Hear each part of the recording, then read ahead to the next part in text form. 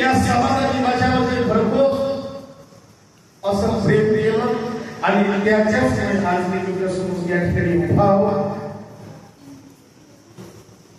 काठोळे दादा, रमेश दादा, रविभाऊ आहे, भोजीभाऊ आहे, इंगळे दादा, या सर्व लोकांनी गेल्या 13 वर्षापासून मला तू फरक आहे याची जाणीव कधीच भासू दिली नाही. माझा अधिकार नसून सुद्धा मी त्यांना कधी असं नाही तसं करायला पाहिजे आणि सगळ्यांनी एका पोरासारखं मला या ठिकाणी मान सन्मान दिला, वाढवलं. त्याबद्दल सर्वांचे मी खूप खूप ऋणी आभारी आहे.